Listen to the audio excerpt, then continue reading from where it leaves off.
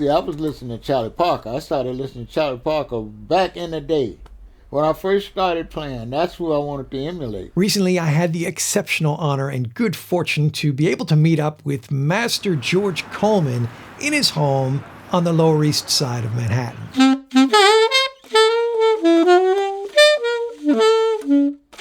That kind of stuff. And they be playing.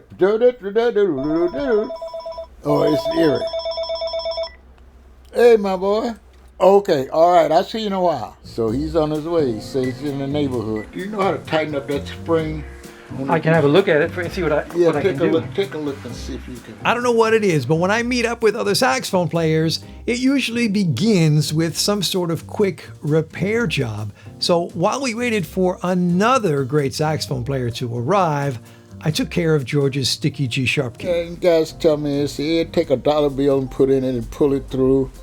And I've done that, and it's helped, but it still goes back to the slow G sharp.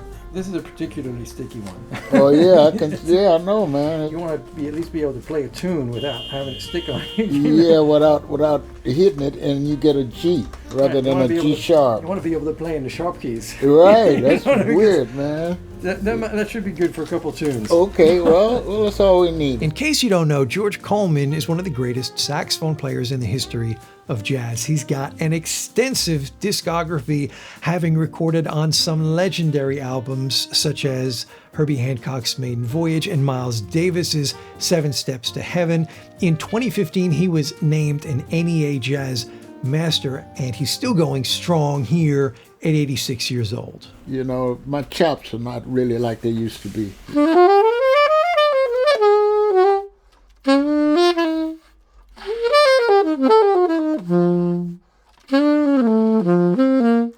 That's a great sound on that with that mouthpiece, man. Yeah, that's a hell of a mouthpiece, right? A few weeks earlier, I had sent George one of these burn-in alto sax mouthpieces, which he's been playing on. Have a listen to him shred over Cherokee.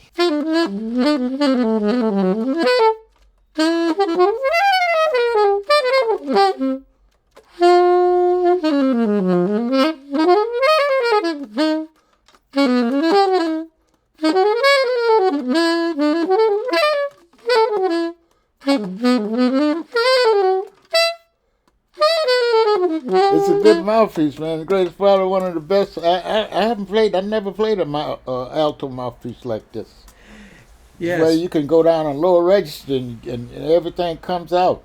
And the high register too. Subtone is definitely an important part of George's sound concept, as he explains. But I never did blast on the lower. I always had a real, like a soft subtone sound. See, I very seldom do the. I do. Right, subtone. Yeah. Now, no gathering of saxophone players can be complete until we've discussed Altissimo fingerings.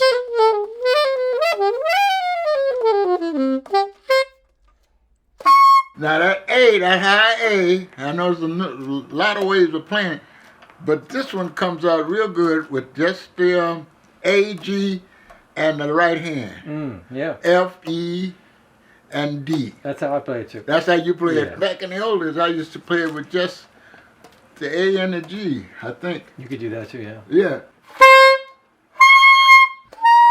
How do you make that G, that high G? Okay, on alto, I'm going to do the F key, this one. Like a tenor G. You add one. Yeah, this one. F, the and F side key. B flat. And then what else? Side B flat. Side B flat. Oh, okay. Oh, yes. Yeah, that's true. That's a good true G. Now, there's a fork G that I have used. B natural left hand, G left hand, F right hand, and D right hand. You know, you got to feel comfortable with them. You know, you can't think about what the fingering is going to be. If I don't have to do this to make a note, use my foot, my hand, both of my hands, because you don't want to have it to be difficult with the finger, because it's already hard. It's difficult up there, man. You got to tighten up on those high notes. You can't just leave them out there. You can't just finger them. No. You got to chop some too, you know. I was asking Eddie Lockjaw about some of that high stuff, because he play all kind of... Before these young guys came out with that shit, Eddie Locke was playing up there then, back in the 30s. And of course, I had to ask George about his horns. This Mark 6. Do you know your serial number? I don't know it, but everybody, when they play, they like it, and I like it too. 60,000 something. I've had it at least maybe 20 or 30 years. Okay. I got it from Emilio Lyons in Boston. Right, yeah. I had to play tenor because I was moving to B.B. King's blues band. The armature was a little bit different. You know, you got to, get the armature together. It was B.B. King that bought you that tenor saxophone. Yeah, he did. Yeah, I remember explicitly he bought it and I paid for it, And then when I bought my Mark 6 that I still have back in that day, I bought it in 1958. I'd been playing about since 52. When I went with Max, that's when I bought that one. Dig this, I paid $244 for it. Well, it was $244 with the trade-in Martin that I had. It's still good. It plays pretty good. Now, the one I've been playing now is the one with the silver bell. Yeah. That's on Mark 6 too. George talked a lot about the importance of playing in all 12 keys, but I really loved hearing about his Memphis roots and the old days playing in blues bands. But even back in the day, I was playing in the keys, and them funny keys, because we'd be in the country, and the pianos be a tone flat. So I'd have to, instead of playing in G on the saxophone, I would play in an F sharp. So that's how I began to play in those other keys. Piano player could have just played in another key too. He could have played, but they didn't want to do that, see. Right. So what were some of those gigs like? Oh, in the country blues. That's all you play in the country blues. I played with some of them guys like Howlin' Wolf, and Muddy Waters. Yeah, not a lot of chords. No chords at all. Dominant sevenths, and maybe occasional minor. But not any, no raised ninths and flatted fifths, none of that shit. They didn't do that. All they did was like dominant seventh chords, dominant ninth. They'd like to use the ninth on them guitars, Perhaps my favorite moment was when George explained and demonstrated his approach to playing the blues in different musical contexts. When you were playing with Howlin' Wolf and Muddy Waters, you weren't playing like bird stuff. No.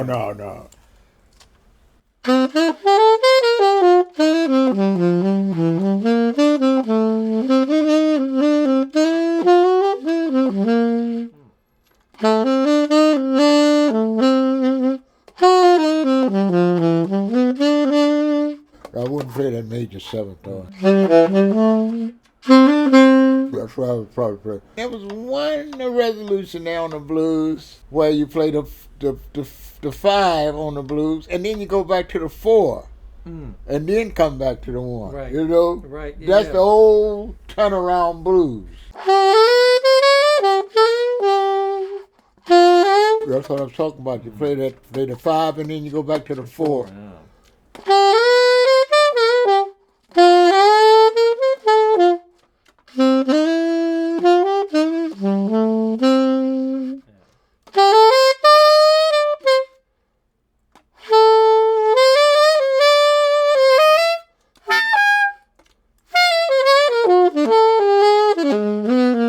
I wouldn't play that tritone. I wouldn't play a tritone there. Not in that blues. Right. No, not in that kind of blues. I just play, and then not even a diminished. I wouldn't even do that. I said.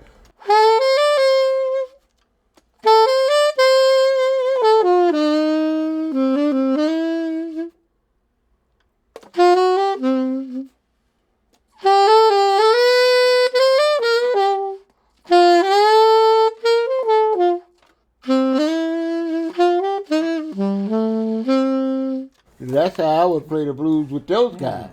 That's Memphis blues. Muddy Waters, Howlin' Wolf, James Cotton, all those blues guys. I used to play, I recorded with Memphis Slim too. I played I'm on one of his records. He never paid me for it, but It's amazing how George Coleman went from first picking up a saxophone to playing with Max Roach just a few short years later. So I had to ask him what he practiced in order to get to that level so quickly. well, my favorite thing is practicing with Cherokee through the keys, going up chromatically. And you play a lot of fast tempos too. Yeah. Well, that's where I used to practice. No metronome. My metronome was built inside me. Just kick off a tempo.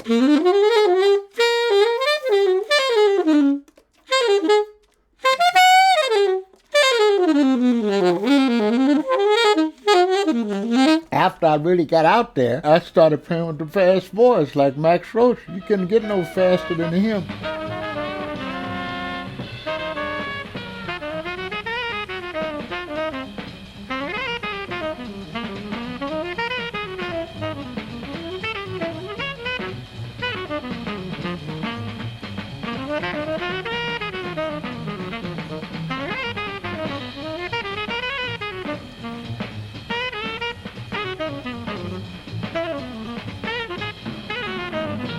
And we would play Cherokee, we'd play just one of those things up tempo, which was quite a challenge.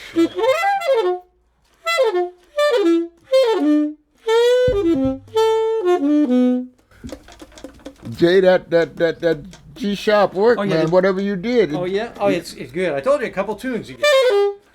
And then another tune that I would play through the keys would be Mike the Knife. Oh yeah.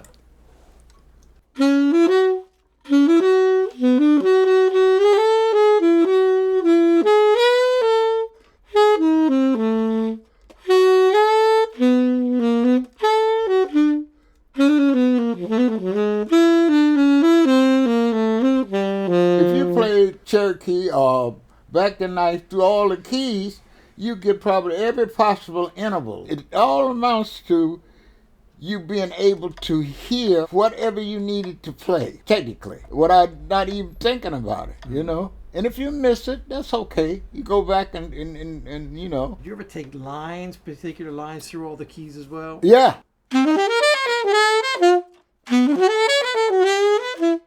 A recurring theme in great music is a strong connection to the blues.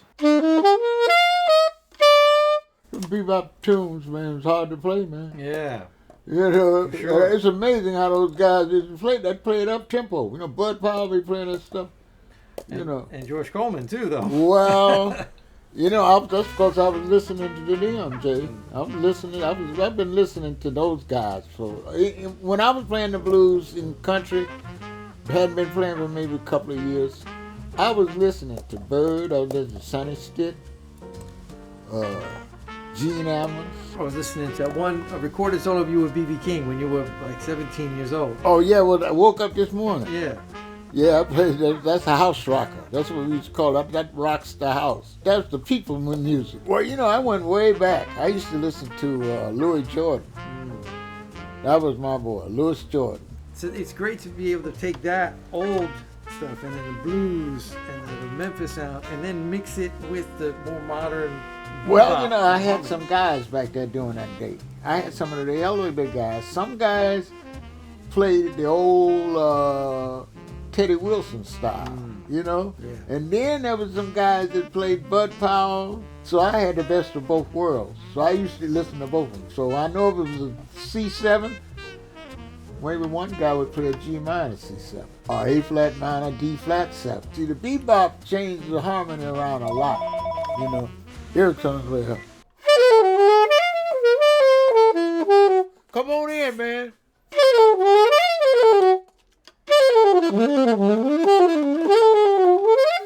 George, how you doing? I'm doing pretty good, my boy. We gotta do another run for a second. I keep forgetting that D flat G on the bridge. That's perfect. See, George Coleman always comes up with the best thing ever.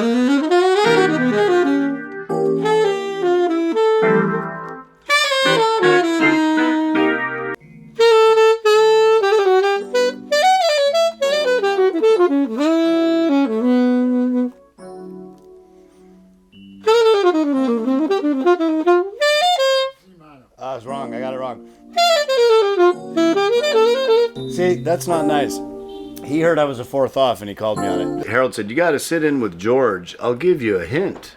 This is when I was a junior in college. I could barely play a B-flat blues. He said, I'll give you a hint. He likes to play Cherokee in G. First night, I was sitting there with my horn in the case and George didn't call me up. And I thought, well, I guess he doesn't want me to play. So Mayburn called me and said, you're an idiot. He's not going to ask you to play. You better take it out.